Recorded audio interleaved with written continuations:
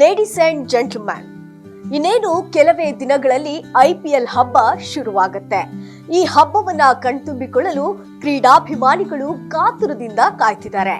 19ನೇ ಆವೃತ್ತಿಯ ಐಪಿಎಲ್ ಆಡಲು run machine Virat Kohli ಈಗಾಗಲೇ ಬೆಂಗಳೂರಿಗೆ ಬಂದಿಳಿದಿದ್ದಾರೆ. ಬೆಂಗಳೂರು ಮತ್ತು ಕೊಹ್ಲಿ ಎಂದರೆ ಅದು ಕೇವಲ ಕ್ರಿಕೆಟ್ ಅಲ್ಲ, ಅದೊಂದು ಎಮೋಷನ್. ಇವತ್ತಿನ ವಿಡಿಯೋದಲ್ಲಿ ಕಿಂಗ್ ಕೊಹ್ಲಿ ಬಗ್ಗೆ ಇಂಟ್ರೆಸ್ಟಿಂಗ್ ವಿಚಾರಗಳನ್ನ ಹೇಳ್ತೀನಿ. ಎಸ್ ವೀಕ್ಷಕರೇ, ನೆಲ ಜಲ ಭಾಷೆಗಾಗಿ ಪ್ರಾಮಾಣಿಕ ಪತ್ರಿಕೋದ್ಯಮ. ನೀವು ನೋಡ್ತಾ ಇದ್ದೀರಾ ಫೋಕಸ್ ಟಿವಿ. ನಾನು ರೂಪಲತಾ.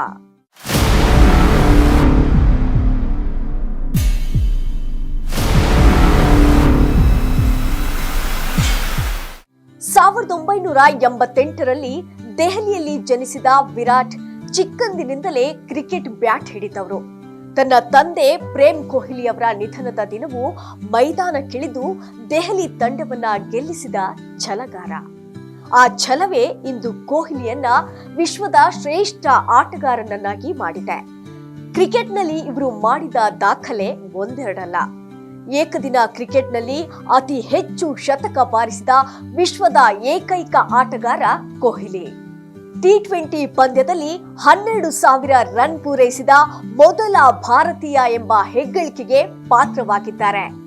2008ರಿಂದ ಇಂದಿನವರೆಗೂ ಕೂಡ ಒಂದೇ ತಂಡಕ್ಕೆ ಅಂದ್ರೆ RCBಗೆ ಆಡುತ್ತಿರುವಂತಹ ಏಕೈಕ ಆಟಗಾರ ಕೊಹ್ಲಿ. ಐಪಿಎಲ್ ಇತಿಹಾಸದಲ್ಲಿ ಅತಿ ಹೆಚ್ಚು ರನ್ ಬಾರಿಸಿದ ಬ್ಯಾಟರ್ ಇವರು. 2016ರ ಒಂದೇ ಸೀಸನ್ನಲ್ಲಿ 973 ರನ್ ಗಳಿಸಿ ದಾಖಲೆ ಬರೆದವರು ಕೊಹ್ಲಿ. ಅಪ್ರತಿಮ ಆಟಗಾರನಾಗಿ ಸಚಿನ್ ತೆಂಡೂಲ್ಕರ್ ಅವರ ದಾಖಲೆಗಳನ್ನ ಕೊಹ್ಲಿ ಮುರಿದ್ರು. ಸಚಿನ್ ಏಕದಿನ ಕ್ರಿಕೆಟ್ನಲ್ಲಿ 49 ಶತಕಗಳನ್ನ ಬಾರಿಸಿ ವಿಶ್ವ ದಾಖಲೆ ಮಾಡಿದ್ರು. 2023ರಲ್ಲಿ ಐಸಿಸಿ ಏಕದಿನ ವಿಶ್ವಕಪ್ ಸೆಮಿಫೈನಲ್ ಪಂದ್ಯದಲ್ಲಿ ನ್ಯೂಜಿಲೆಂಡ್ ವಿರುದ್ಧ ಕೊಹ್ಲಿ 50ನೇ ಶತಕ ಸಿಡಿಸುವ ಮೂಲಕ ಸಚಿನ್ ದಾಖಲೆಯನ್ನ ಹಿಂದಿಕ್ಕಿದ್ರು.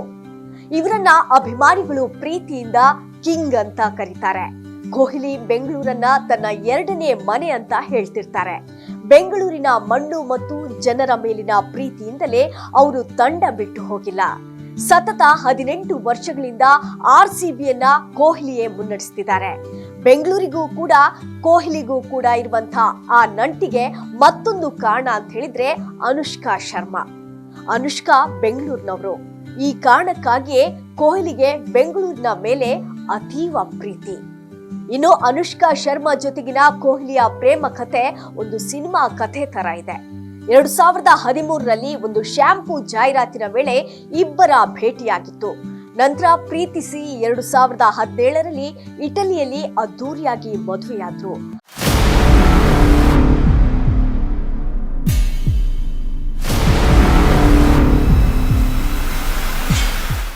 ಅನುಷ್ಕಾ ಸಿಗುವ ಮೊದಲು ಕೊಹ್ಲಿ ಹೆಸರು ನಟಿ ಇಸಾಬೆಲ್ಲೆ ಲೈಟ್ ಮತ್ತು ಸಂಜನಾ ಗಲ್ರಾನಿ ಅವರೊಂದಿಗೆ ಕೇಳಿ ಬಂದಿತ್ತು. ಆದ್ರೆ ಕೊಹ್ಲಿ ಎಂದಿಗೂ ಕೂಡ ಇದನ್ನ ಬಹಿರಂಗವಾಗಿ ಒಪ್ಪಿಕೊಂಡಿರಲಿಲ್ಲ. ಮೈದಾನದಲ್ಲಿ ರೆಬೆಲ್ ಆಗಿ ವರ್ತಿಸುವಂತಹ ಕೊಹ್ಲಿ ಅನೇಕ ಬಾರಿ ವಿವಾದಕ್ಕೂ ಕೂಡ ಸಿಲುಕಿದ್ದಾರೆ. ಮೈದಾನದಲ್ಲಿ ಗೌತಮ್ ಗಂಭೀರ್ ಜೊತೆಗಿನ ಸಣ್ಣ ಜಗಳ ಇಂದಿಗೂ ಕೂಡ ಸದ್ದು ಮಾಡ್ತಾ ಇದೆ. ಕೊಹ್ಲಿ ಅಭಿಮಾನಿಗಳಂತೂ ಗೌತಮ್ ಗಂಭೀರ್ ಕಂಡಲ್ಲೆಲ್ಲ ಕೊಹ್ಲಿ ಕೊಹ್ಲಿ ಅಂತ ಕಿರುಚುತ್ತಾ ಕೆರಳಿಸ್ತಾ ಇರ್ತಾರೆ. ಇದಲ್ಲದೆ ಅಭಿಮಾನಿಗಳ ಜೊತೆಗಿನ ವಾಗ್ವಾದಗಳು ಮತ್ತು ಅಂಪೈರ್ ನಿರ್ಧಾರಗಳ ವಿರುದ್ಧದ ಸಿಟ್ಟಿಗಾಗಿ ಅನೇಕ ಬಾರಿ ದಂಡವನ್ನ ಕೂಡ ತೆತ್ತಿದ್ದಾರೆ. ಧೋನಿ ಟೆಸ್ಟ್ ನಾಯಕತ್ವದಿಂದ ಕೆಳಗಿಳಿದಾಗ ಮತ್ತು ಸೀಮಿತ ಓವರ್ಗಳ ನಾಯಕತ್ವವನ್ನ ಕೊಹ್ಲಿಗೆ ಬಿಟ್ಟುಕೊಟ್ಟಾಗ ಇಬ್ಬರ ನಡುವೆ ಸೈದ್ಧಾಂತಿಕ ಭಿನ್ನಾಭಿಪ್ರಾಯ ಇದೆ ಎಂಬ ವದಂತಿಗಳು ಕೂಡ ಹಬ್ಬಿದ್ದವು. 2019ರ ವಿಶ್ವಕಪ್ ಸಮಯದಲ್ಲಿ ಧೋನಿ ಸ್ಟ್ರೈಕ್ ರೇಟ್ ಬಗ್ಗೆ ಟೀಕೆಗಳು ಕೇಳಿ ಬಂದಾಗ ಕೊಹ್ಲಿ ಧೋನಿಯನ್ನ ಬೆಂಬಲಿಸಿಲ್ಲ ಎಂಬ ಮಾತುಗಳು ಕೂಡ ಕೇಳಿ ಬಂದಿತ್ತು. ಎಷ್ಟೇ ವಿವಾದಗಳಿದ್ರೂ ಕೂಡ ವಿರಾಟ್ ಕೊಹ್ಲಿ ಎಂಬ ಶಕ್ತಿ ಕ್ರಿಕೆಟ್ ಜಗತ್ತಿಗೆ ನಿಜಕ್ಕೂ ಕೂಡ ಸ್ಫೂರ್ತಿ. ಈ ಬಾರಿ ಬೆಂಗಳೂರಿನಲ್ಲಿ ಕೊಹ್ಲಿ ಅಬ್ಬರ ಹೇಗಿರಲಿದೆ? RCB ಈ ಸಲ ಕಪ್ ತನ್ನದಾಗಿಸಿಕೊಳ್ಳುತ್ತಾ? ಈ ಬಗ್ಗೆ ನೀವೇನಂತೀರಾ? ಇದೇ ಈ ಹೊತ್ತಿನ ವಿಶೇಷ. ಇಂಥದ್ದೇ ಆಸಕ್ತಿದಾಯಕ ಸುದ್ದಿಗಳಿಗಾಗಿ ನೋಡ್ತಾ ಇರಿ ಫೋಕಸ್ ಟಿವಿ.